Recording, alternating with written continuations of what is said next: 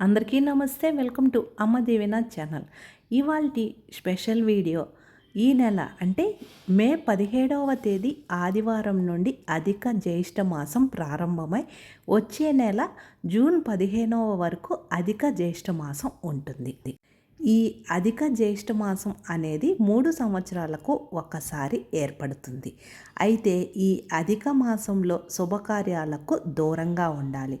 ఎందుకంటే అధిక మాసంలో శుభకార్యాలు చేయడానికి ముహూర్తాలు ఉండవు. అసలు అధిక జ్యేష్ఠ మాసం అంటే ఏమిటో ఈ వీడియోలో తెలుసుకుందాం. పాటించవలసిన నియమాలేంటో కూడా తెలుసుకుందాం. ఈ అధిక మాసానికి అధిపతి శ్రీ మహావిష్ణువు. ఎవరైతే అప్పుల సమస్యలు, డబ్బు సమస్యలతో బాధపడుతున్నారో అలాంటి వారు ఈ అధిక మాసంలో లక్ష్మీ నరసింహస్వామిని ఎక్కువగా పూజించడం వలన రుణ బాధలు తొలగిపోయి ధనాకర్షణ పెరుగుతుంది. ఈ అధిక జ్యేష్ఠ మాసాన్ని శూన్యమాసం అని కూడా అంటారు. కాబట్టి ఈ నెలలో శుభకార్యాలు చేసే ఆ కార్యానికి గ్రహబలం ఉండదు. కాబట్టి మే 17 నుండి జూన్ 15 వరకు శుభకార్యాలకు దూరంగా ఉండాలి. అలాగే నూతన గృహప్రవేశాలు చేయకూడదు. ఈ నెలలో గృహప్రవేశాలు చేస్తే ఆర్థిక ఇబ్బందులు ఏర్పడతాయి. అలాగే కొత్తగా ఇల్లు కట్టుకునేవారు శంకుస్థాపన వంటివి కూడా చేయకూడదు. అలాగే కొత్త భూములు కొనడం, ఆస్తులు కొనడం చేయకూడదు. ఈ నెలలో కొత్తగా వ్యాపారాలు ప్రారంభించకూడదు. అలాగే పిల్లలకు నామకరణ వేడుకలు, చెవులు కుట్టించడం చేయకూడదు. అలాగే నిశ్చితార్థపు వేడుకలో కొత్త వాహనాలు కొనడం అస్సలు చేయకండి. ముఖ్యంగా ఈ అధిక మాసంలో శుభకార్యాలకు ముహూర్తాలు పెట్టించకూడదు. ఈ అధిక మాసానికి శ్రీ మహావిష్ణువు అధిపతి కాబట్టి ఈ నెల రోజులు శ్రీ మహావిష్ణువుని ఎక్కువగా పూజించడం వలన కష్టాలన్నీ తీరిపోతాయి.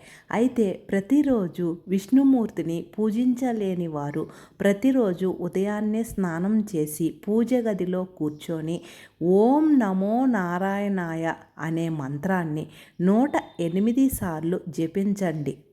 ఇలా చేయడం వలన కుటుంబం మొత్తానికి చాలా మంచి జరుగుతుంది. ఇంకా ఈ మాసంలో వీలైనంత వరకు సాయంత్రం పూట తులసి కోటలో దీపం వెలిగించి తులసి కోటకు 11 ప్రదక్షిణాలు చేసి నమస్కారం చేసుకుంటే ఆడవారు దీర్ఘ సుమంగళి యోగం సిద్ధించి భర్త ఆదాయం కూడా పెరుగుతుంది.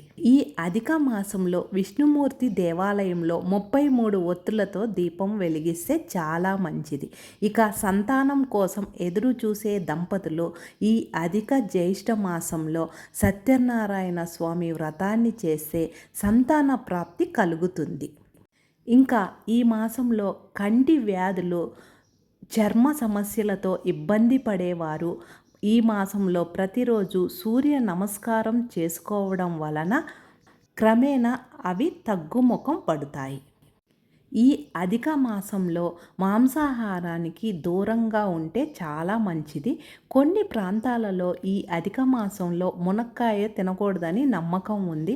అయితే ఈ నెలలో తప్పనిసరిగా ఒక చిన్న దక్షిణావృత శంఖాన్ని తెచ్చుకొని పూజ గదిలో పెట్టుకోవడం వలన ఉత్తమమైన ఫలితాలు కలుగుతాయి. అలాగే ఇప్పటి వరకు ఇంట్లో తులసి కోట లేనట్లయితే ఈ మాసంలో ఇంట్లో తులసి కోట ఏర్పాటు చేసుకుంటే ఇంటికి చాలా మంచి జరుగుతుంది. ఈ జ్యేష్ఠ మాసంలో లక్ష్మీ స్వరూపమైన తులసిని ఇంటికి తెచ్చుకుంటే ఇంట్లో సుఖ సంతోషాలు పెరుగుతాయి. ఈ అధిక మాసంలో వచ్చే ప్రతి శనివారం నాడు లక్ష్మీనారాయణులను తప్పనిసరిగా పూజించాలి.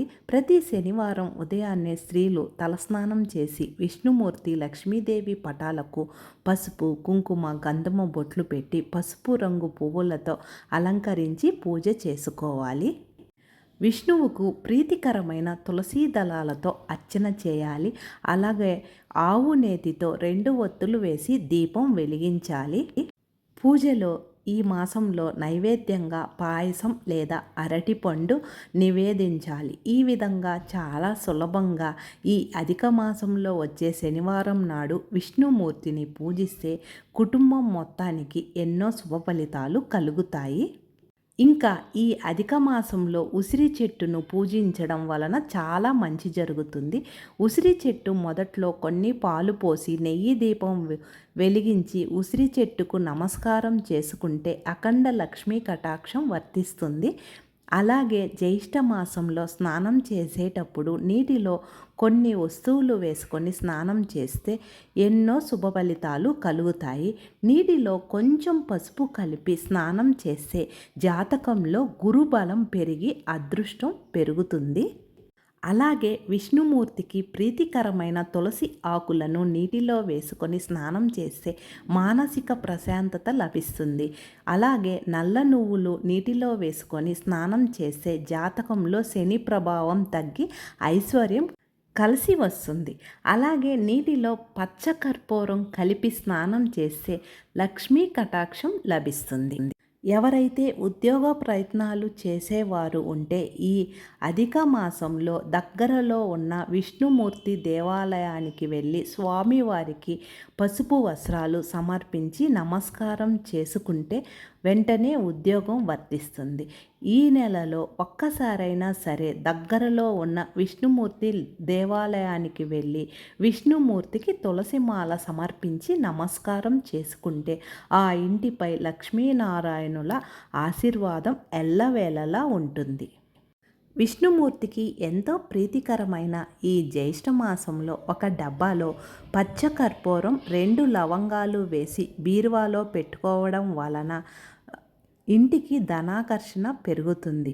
అలాగే బీరువాలో డబ్బు నగలు పెట్టే చోట పసుపు రంగు వస్త్రాన్ని వేసి ఆ వస్త్రం పైన డబ్బు ఉంచినట్లయితే మీ సంపద రెట్టింపు అవుతుంది.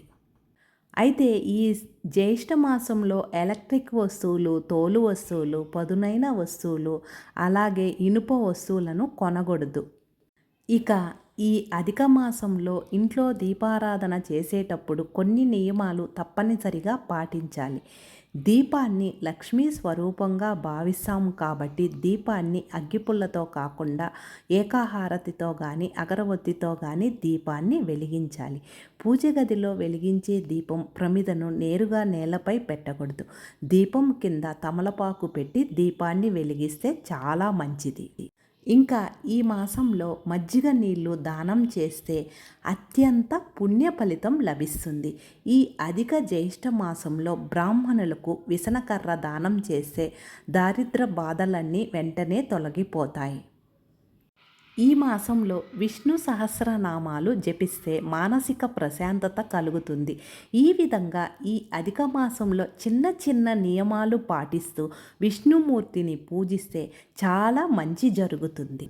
అంతేనండి, నాకు తెలిసినంత వరకు ఈ మాసంలో పాటించవలసినటువంటి నియమాలేంటో తెలియచేశాను. మీకు ఉపయోగపడుతుంది అనుకుంటే ఈ వీడియోని లైక్ చేసి షేర్ చేయండి. మన ఛానల్ని ఫస్ట్ టైం చూస్తుంటే సబ్స్క్రైబ్ చేసుకోండి. Thank you.